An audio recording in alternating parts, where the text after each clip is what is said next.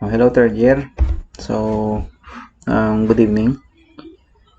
Sorry for the delay of our class kay kagang video presentation ko medyo ulihin na because may mga first year ko kag second year nga ginhandle, so ginuuna ko sila nay.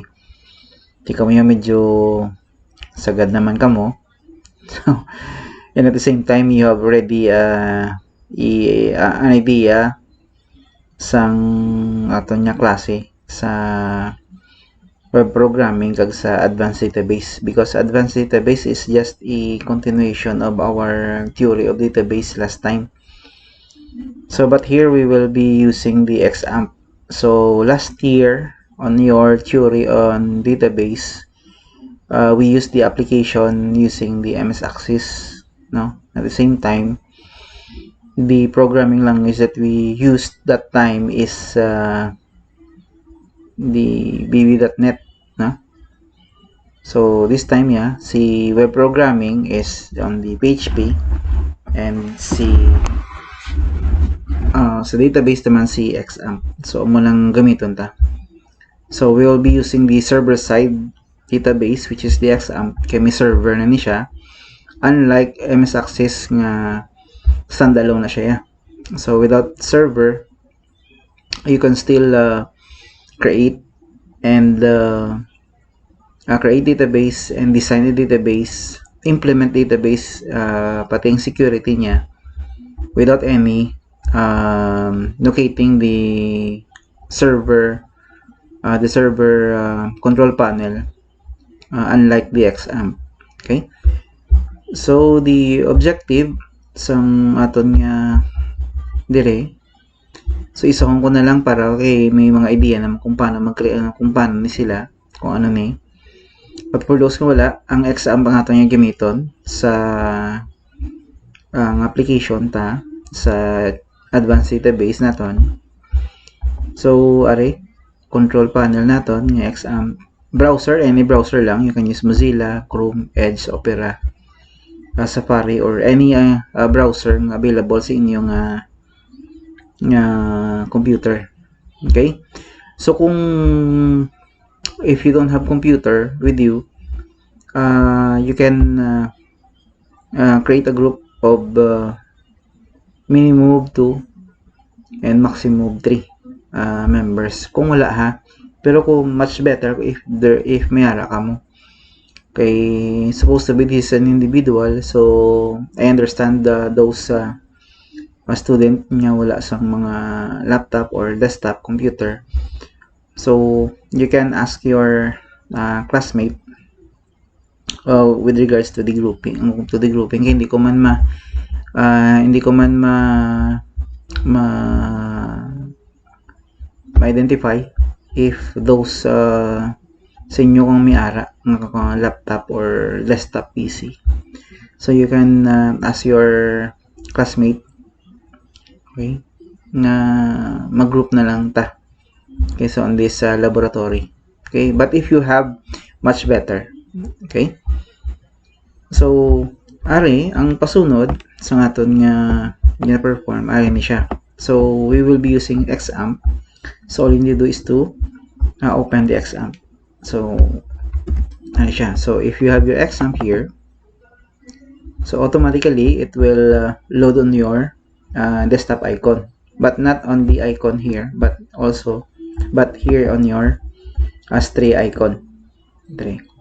Okay, now once you double click it, so you will see now the two component, which is the Apache, okay, that will run your server, and your MySQL as your database.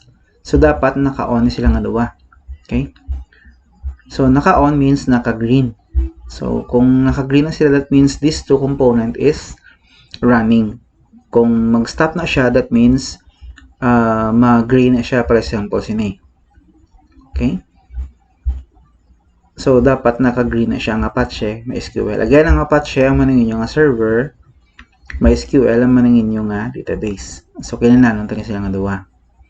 Okay, so you can close it anyway, and then as one of our material, ang gamiton today is the browser.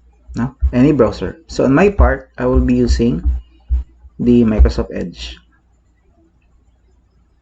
Okay.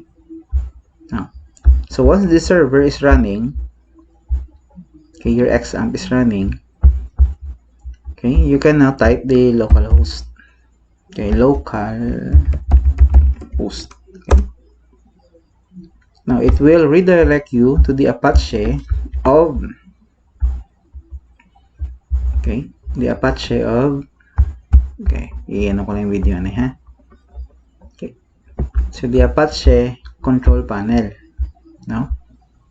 So amo na sang iyang pinaka-admin. So wherein ang email da nga mga information regarding with your server is located here. Okay, so if you want to have a guide, so may the PHP info, all of the framework, APIs, kag iban niya nga mga component, pwede nyo na matun-an dire. Okay, so even me, hindi ko man siya solado gitanan. So gakuha lang ko sang mga important lang gid kung need ko siya. Kung hindi ko siya need, hindi ko lang hanay pag-in, okay. Ang mga important lang, kung magamit ko na siya mag-create na sang web applications na gid or sa web programming na gid. Okay, now, so from the different menu, so magamit ka PHP admin. Okay, so just wait for a certain seconds to load your PHP admin. Okay, so this is your PHP admin. Okay, wherein here is the list of database. Okay, so reminders and be warned, please do not remove any from our database here, especially the information schema, the MySQL, the performance schema, the PHP may admin, kagang test ni siya. Okay, so hindi na lang ko din mag-delete. Ang iba na din, ang available ng mga database na din, ari na siya nga daan. Okay? Okay, for example, ari. Okay, so I will be removing this. Kaya mo na ito an example. Okay, I will drop this database. Wait lang.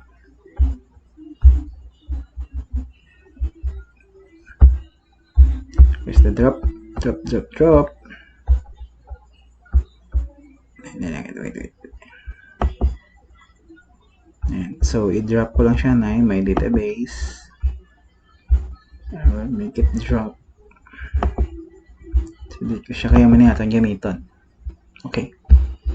Now, to start with the creation of database, so based on our laboratory, okay, ano siya. So, step by step na siya. Sundan nyo lang. Okay. Naman na itong mga activities that in order for you to know kung anong paano mag-create. Okay? Okay, so aray nga itong karon nga hands-on activity. Okay?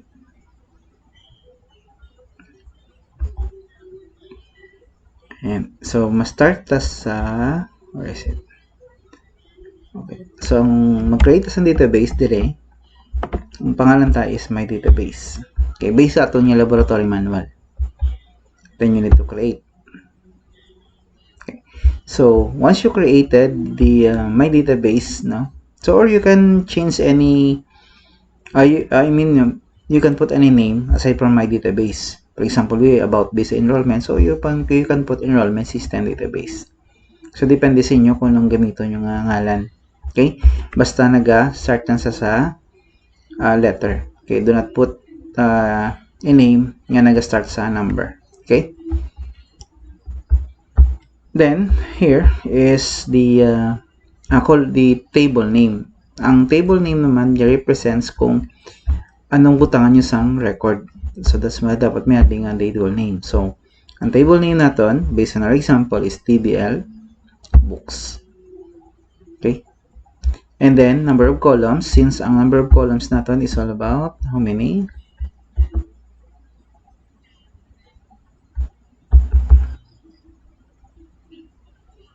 is it? And so we have ISBN, title, author, publisher, and copyright. So 1, 2, 3, 4, 5.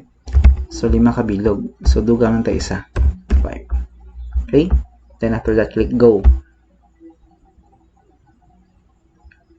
Okay? Then it will create a list of fields, no? Some damakmak na fields. So we will just fill in all of the name. So first we have ISBN, then we have title. Okay, pwede small letter, pwede capital, depende sa inyo. Then author, and then we have publisher, and then we have copyright. Excuse me, sorry about that.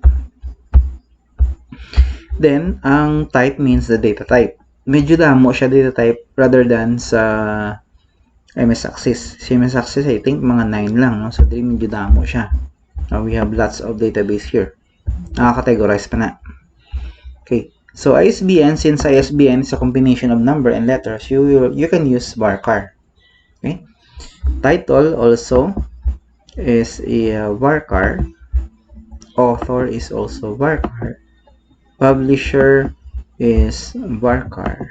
And copyright is pwede man varchar kaya why naman siya ginasuma. So if your field name is being used as a computation, such as for example quantity, price, cost, and so on, so you may use the decimal or double either sa number naton. Okay, but since copyright is just a plain, na it can be a number or it can be a letter, so we will just choose varchar since copyright is not used as a computation. So gamit ka varchar. Varchar means variable character. Okay, so you can use 255, another 255,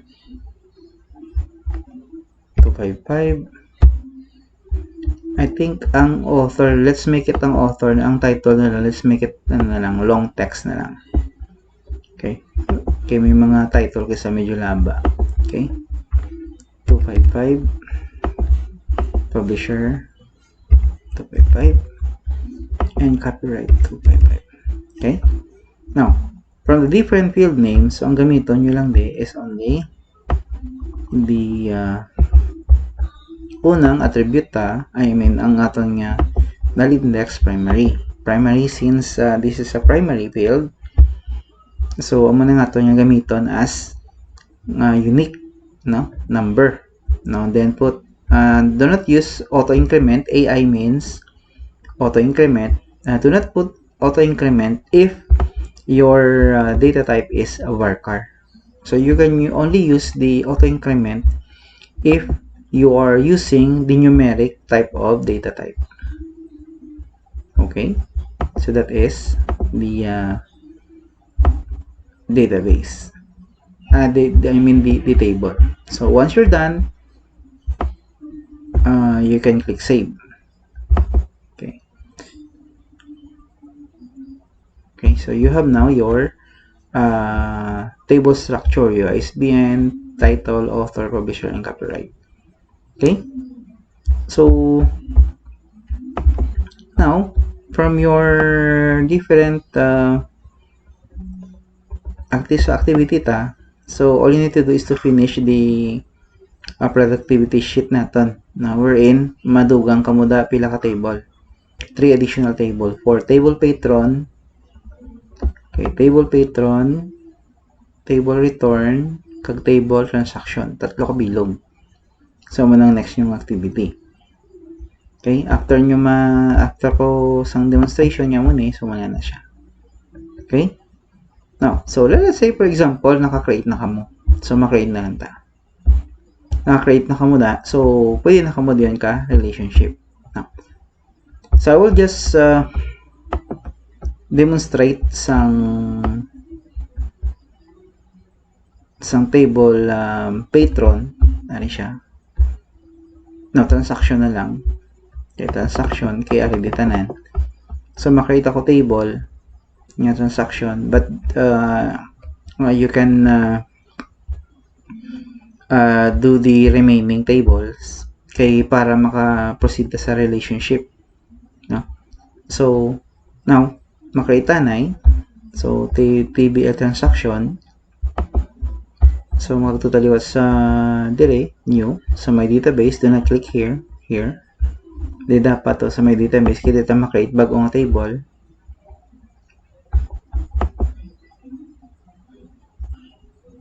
Oops, ito lang. Ayan, oops, sorry, table. So the name is table transaction. Where is it? Wala.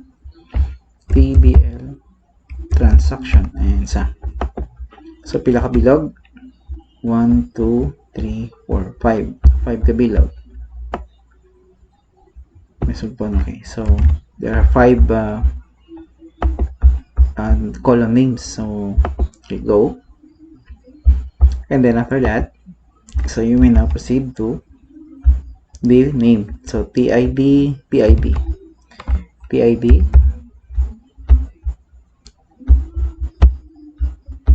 PID,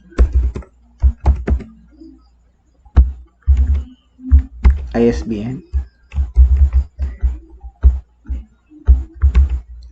date borrowed, due date, date borrowed, due.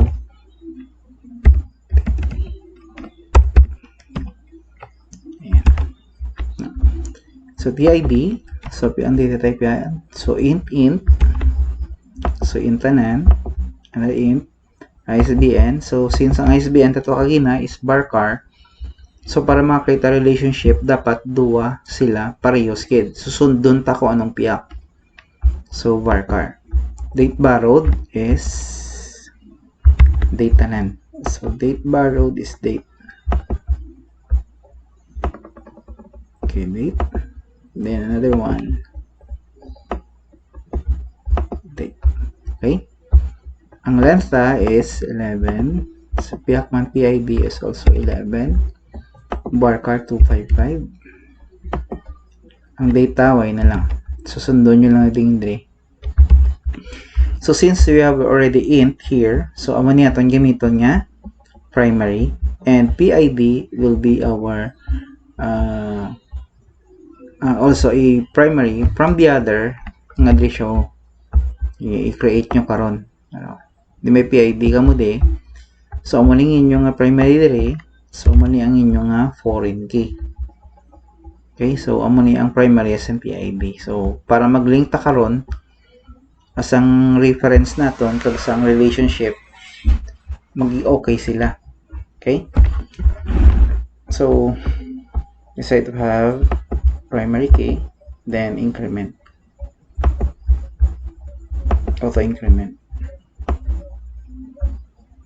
Okay, so ayun na. So once you're done, so you may click save. So we have now two particular table na, TBL books and TBL transactions. Okay, so kung gusto nyo magbutang sa records, you may click any of them, any from the two. So you may click, for example, books, and then you put insert. Okay, so ma-add ka mo, for example, record. So SBN, for example, is 098-890.678. Ayan. So title is, for example, Java simplified. Ayan. So we have ang author naman, okay, author si Mike Dave. Ayan siya. Publisher, for example, si Rex. Sir Rex Publishing. Okay, and then copyright tabi, for example, is 2000. So you can now click go after that. Okay. So observe once you click the TBL books again. So you may now see the you can now see the record that you have on what you have entered during the entry of record. Okay. So I think sa activity to mapa-record ko at least 10, no? 10 ka records sa kada table. Okay? So now, ma-proceed ta sa relationship. Okay? So kamo lang bala sa activity ta nga para isa na lang Bunda ka na ito din Okay, so ma-create ta relationships. Okay, ano siya. So medyo komplikado siya kung ano gikiapat sa kabilog, pero I will be demonstrating na lang si ISBN kag si ISBN si transaction kag si books, si TBL books kung paano mag-create. So para magka-create ka mo, i-follow ta siya.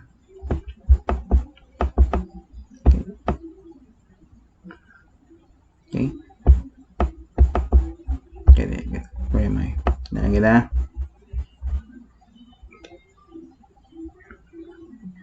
Okay.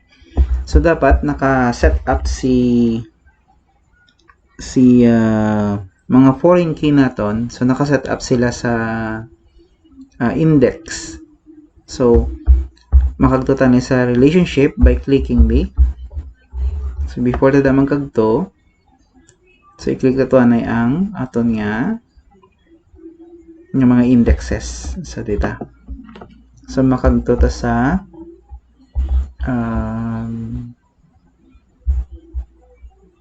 transaction kag makagtuta sa nitong structure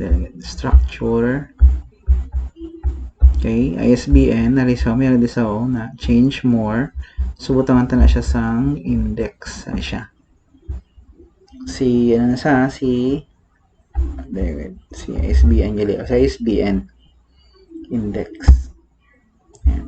okay lang din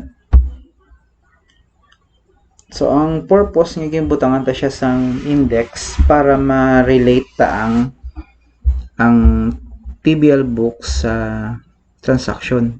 So para kung may ginhulam kang libro, automatically it will generate on the transaction. So kung may gindelete ka di automatic, may gindelete kang libro, automatic ma-delete man na di. So ang panawag da cascade update, cascade delete. So manangwa niya. Okay. So next is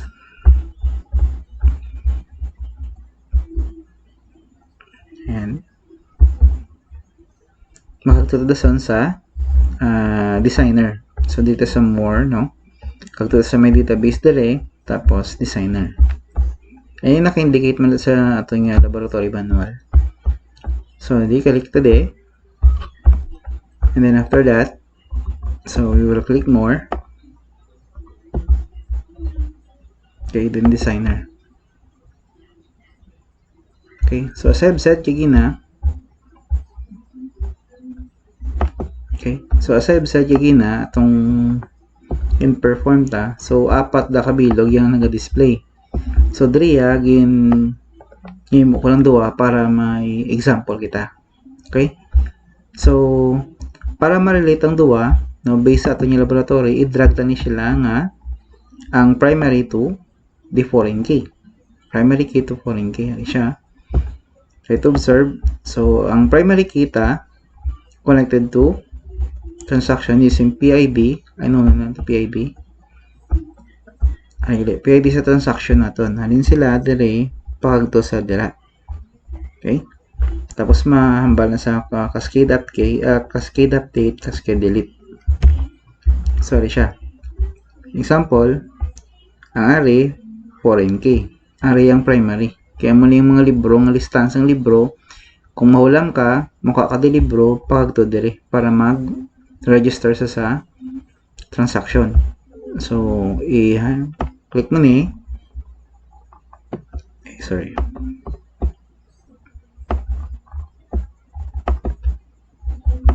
Ayun. Create relationship. from here to here. Okay? So, on delete, cascade, on update, cascade. So, anong purpose nga ginabutan sa cascade, update, cascade, delete?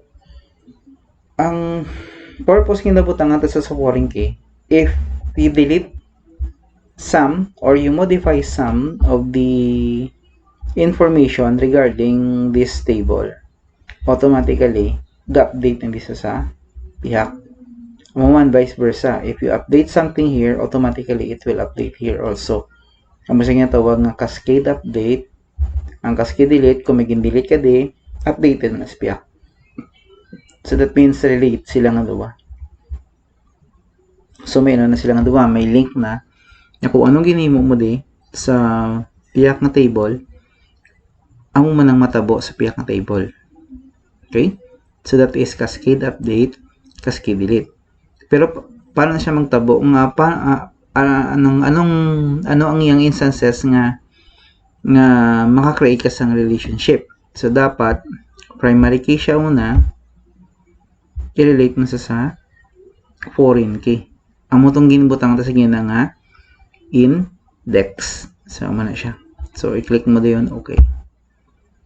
Okay. So try to observe ang aton nga table. Okay, so meron na sila relationship. May link na sila nga dua. Okay? Then, don't forget to save.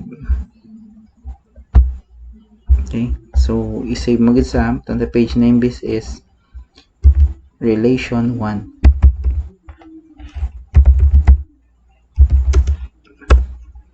Underscore 01.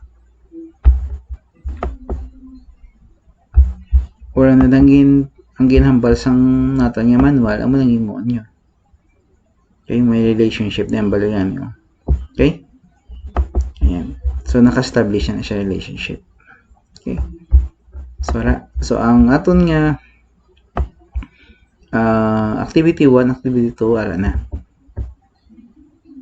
Okay? Ang muna na inyo nga i-perform. Okay? Tapos, once you're finished with the relationship, may ginbutang naman ko di nga inyo nga buluhaton sa hands-on. Bayin nyo na lang dana yung bayin nyo na lang ang test review exercise. Ali lang na yun. Ito. Wait. Dali lang. Ayan, ari ka lang. Ayan. Arsa sa page 19. Ayan. So, may mo naman kamo table nga bago. Okay, database nga bago ta is rental. Tapos ang mga table niya, kag ang mga setups niya ton. Okay? Tapos ma-establish kada relationship. Okay? So, nga ton nga activity, do ka bilog. Okay? Ang una, ang may database nga ngalan niya may database amo ni siya ho. So ang example ko bago lang is duha ka table pa lang, no? The TBL books and TBL transactions. Okay? Tapos ang imuon nyo, ma-perform ka mo relationship sa apat tong gi-mention ko. No, sa my database naton nga example. Tapos ang next yung activity naman niya, ma-create naman kamo another database which is ang pangalan naman car rental. Okay? Tapos ang mga tables niya, ang client, ang car transactions, kag tatlo ka bilog ang gani. Tatlo ka bilog. Yan. So, tapos, ma-establish ka mo relationship. Ang pangalan sa relationship natin sa car rental is activity 2 underscore relationship. Okay? So, may duwa na activity. Okay? Again, ang first activity may database. Ang kaduwang activity natin car rental. Okay? So, isubmit ko sa akon niya. Ay, ano ko lang, i-send ko lang ang email ko. Dito nyo lang i-submit. Ha? Dapat naka SQL siya. If you forgot on how to export your database on SQL format, kaya rin siya. So, agto ka sa my database. Tapos, ang imuon mo, maklik ka lang, export. Ano?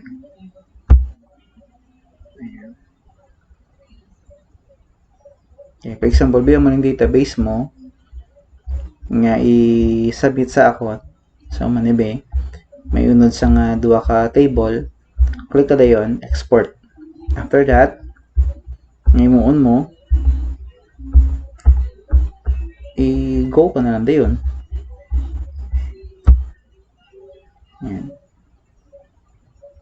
Yan. So, automatically, ma-create na siya .sql nga format. So, check nyo lang kung sabihin siya yung save. Ayan. So, aray ako niya sa all download siya nag-automatic save. So, amunin inyo i-send sa akon ang naka.sql. So, it means duwa ka bilog ang inyong i-send nga SQL nga format file. The my database.sql kag parental. Ay, so, bago lang. .sql. Okay na? So, sige. So, ang duwa na ninyo, ang isa ang mga assessment nyo, ang isa ang mga ibutang kung consider nyo nga week ang duwa nyo ka-assessment. So, ang duwa nyo na ka-assessment, i-consider ko na siya nga exam. Okay? Ayos na? Sige. So, sa next naman natin, probably tomorrow, kung though hindi ko busy sa Masteral, i-upload ko naman ang another project niya naman sa PHP. Okay?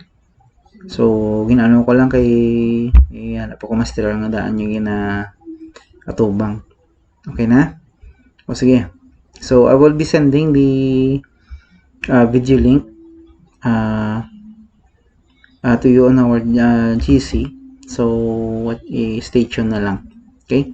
Kagang email ko, i-send ka man later on. Kaya i-submit itong doon yung assessment, no? The my database kag si parental.